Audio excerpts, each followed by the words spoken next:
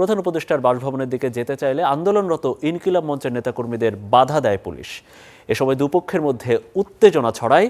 মঞ্চের নেতাকর্মীদের সরাতে জলকামান, টিয়ার শেল ও সাউন্ড গ্রেনেড ব্যবহার করে পুলিশ। এতে আহত হন ইনকিলাব মঞ্চের সদস্য সচিব জাবের, রাজশাহী বিশ্ববিদ্যালয়ের ছাত্র সংসদের জিএস সালাউদ্দিন আম্মার সহ অন্তত 23 নেতাকর্মী। পুলিশ বলছে পরিস্থিতি নিয়ন্ত্রণে তাদের 18 সদস্য আহত হয়েছেন।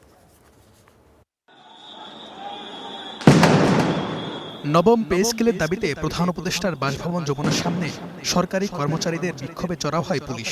এ কারণে হাদি হত্যার বিচার দাবিতে গেল রাত থেকে যমুনার সামনে থাকা ইনকিলাব মঞ্চের লোকজন চলে যান হোটেল ইন্টারকন্টিনেন্টালের সামনে।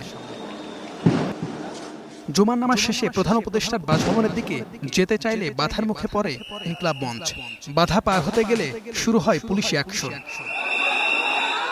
এ সময় আহত হন ইনকিলাব মঞ্চের সদস্য সচিব আব্দুল আল জাবের, জুমা আম্মার সহ বেশ কয়েকজন নেতাকর্মী।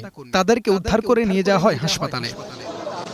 হাসপাতালে আহতদের দেখতে যান এনসিপির আহ্বায়ক নাহিদ ইসলাম। হুঁশিয়ারি দেন, এ ধরনের হামলা কোনোভাবেই সহ্য করা হবে না। ওসমান হাদির হত্যার খুনের বিচার নিশ্চিত করতে পারে নাই, তার খুনিদেরকে গ্রেফতার করতে পারে নাই।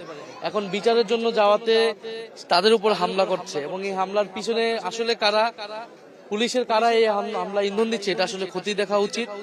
আমরা এই ধরনের হামলাকে একেবারেই টলারেট করব না, সহ্য করব না।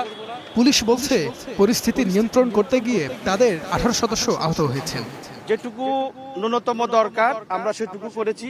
জলকামান ব্যবহার করেছি, সাউন্ড গ্রেনেড ব্যবহার করেছি এবং টিয়ার গ্যাস ব্যবহার করেছি। এর বাইরে কোনো কিছু ব্যবহার করা হয়নি।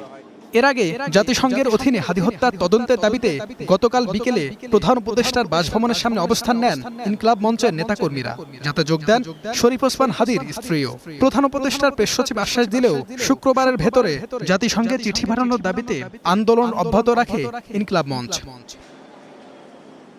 HM Imran, star news, Dhaka.